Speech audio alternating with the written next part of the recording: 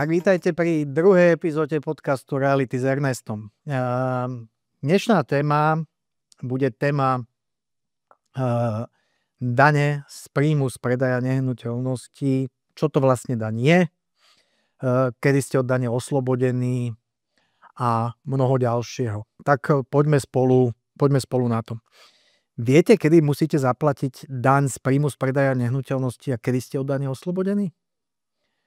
Čo je to vlastne daň z príjmu z predaja nehnuteľnosti?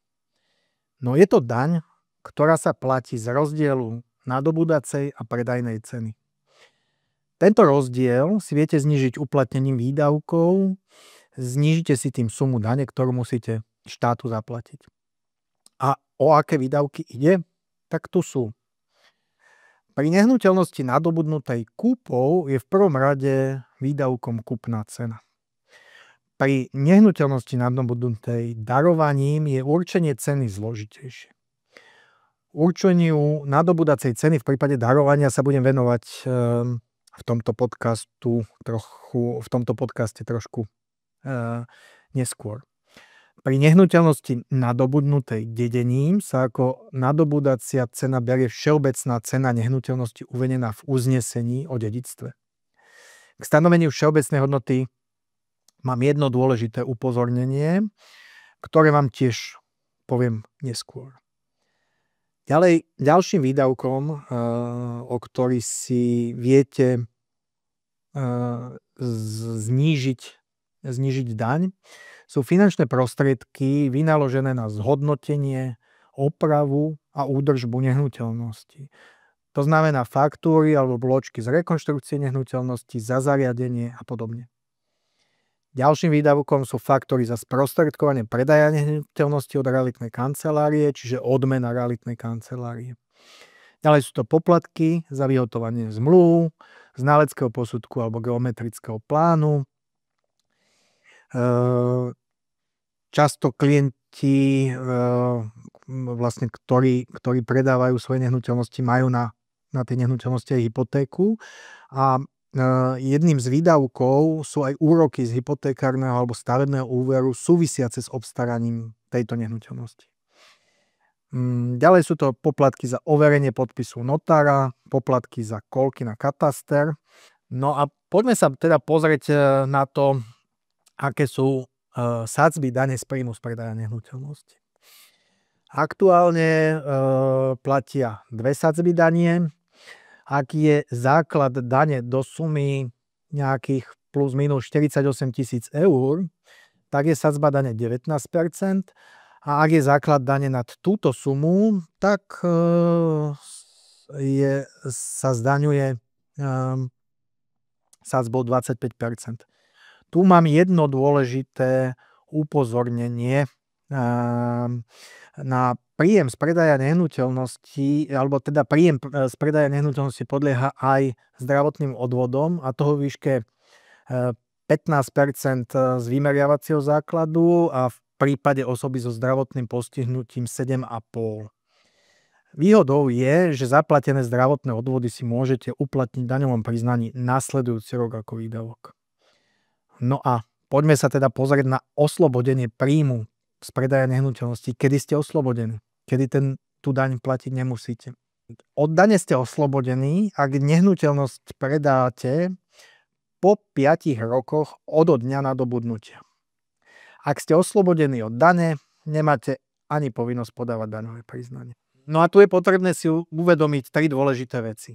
Poprvé, odkedy začína plynúť tých 5 rokov? V prípade, ak nadobudnáte nehnuteľnosť kúpou alebo darovaním, tak je to dátum povolenia vkladu na katastri. Pozor, nie od dátumu podpisu kúpnej zmluvy. V prípade nadobudnutia nehnuteľnosti dedením nadobudnete vlastníctvo smrťou poručiteľa, nie povolením vkladu, ako je to v prípade kúpy alebo darovania. Po druhé, veľký pozor si treba dávať na to, v ktorom momente uplynie 5 rokov pre oslobodenie od dane. V praxi sa stretávam s tým, že predávajúci si myslia, že keď uzatvoria zmluvu o budúcej kúpnej zmluve alebo vyberú od kupujúceho zálohu, avšak k podpisu kúpnej zmluvy dojde až po uplynutí 5 rokov, tak sú oslobodení od dane. Nie je to tak. Do 5 rokov od trvania vlastníctva sa počíta akékoľvek finančné plnenie alebo podpis zmluvy o budúcej kúpnej zmluve pred uplynutím 5 rokov. No a po tretie, pri predaji nehnuteľnosti nadobudnutej dedením je potrebné rozlišovať dedenie v priamom rade alebo niektorým z manželov a dedenie v nepriamom rade. Najskôr si vysvetlíme pojmy, čo je dedenie v priamom rade a dedenie v nepriamom rade. O priamom rade hovoríme, ak ide o dedenie medzi priamými predkami a potomkami, to je rodičia, deti, starí rodičia, vnúci. O nepriamom rade hovoríme, ak dedíme po sestre, bratovi, ujovi, tete a tak ďalej. Príjem z predaja nehnuteľnosti, ktorá bola nadobudnutá dedením alebo postupným dedením v priamom rade alebo niektorým z manželov, je od dane oslobodený, ak uplynie aspoň 5 rokov od dňa nadobudnutia tejto nehnuteľnosti preukázateľne do vlastníctva alebo spoluvlastníctva poručiteľov. V praxi to znamená následovné. Ak ste zdedili nehnuteľnosť napríklad po otcovi, ktorý ju vlastní viac ako 5 rokov, môžete ju predať ihneď po nadobudnutí a od dane z predaja ste oslobodení. Ak však váš otec túto nehnuteľnosť vlastnil napríklad 4 roky, následne by ste ju zdedili, tak aby ste od dane boli oslobodení, musíte ju vlastniť ešte minimálne 1 rok. Príjem z predaja nehnuteľnosti, ktorá bola nadobudnutá dedením v nepriamom rade, je oslobodený od dane podobne ako u nehnuteľnosti nadobudnutých kúpou alebo darovaním, a to po 5 rokoch od dňa nadobudnutia. No a tu by som sa ešte rád vrátil k určeniu všeobecnej ceny nehnuteľnosti uvedenej v uznesení o dedičstve. Ak viete, že zdedenú nehnuteľnosť budete predávať, uvedte si do dedičského konania jej aktuálnu a reálnu cenu. Pozor, niekto môže chcieť ušetriť na poplatkoch notárovi a uvedie do dedičstva nižšiu cenu, ako je aktuálna a reálna cena. Môže vás to potom ísť draho pri predaji a daní z príjmu z predaja nehnuteľnosti. A neviete cenu určiť? Žiaden problém. Kontaktujte ma mailom na roncovsky@salea.sk a za poplatok 50 eur vám ako profesionálny maklér viem vašu nehnuteľnosť ohodnotiť. No a nakoniec sa vrátim k určeniu nadobudacej ceny pri nadobudnutí nehnuteľnosti darovaním. V prípade darovania môžu nastať tieto dve situácie. Prvá situácia je, keď darca, ktorý vám nehnuteľnosť daruje, túto nehnuteľnosť vlastní viac ako 5 rokov a je teda oslobodený od dane. Nadobudacia cena sa v tomto prípade určuje znaleckým posudkom v čase, kedy sa vy ako obdarovaný stávate vlastníkom.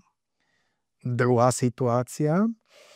Darca, ktorý vám nehnuteľnosť daruje, nie je oslobodený od dane. Vlastní nehnuteľnosť menej ako 5 rokov. Uvediem vám to pre lepšie pochopenie na príklade.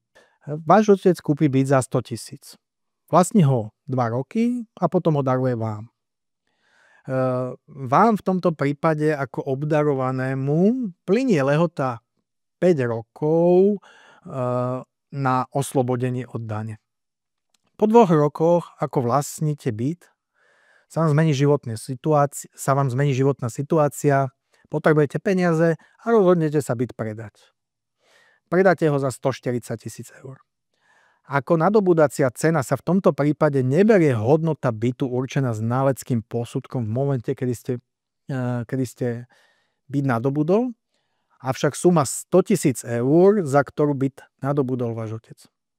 Vám ako obdarovanému vznikla povinnosť podať daňové priznanie a zaplatiť daň z rozdielu nadobudacej a predajnej ceny.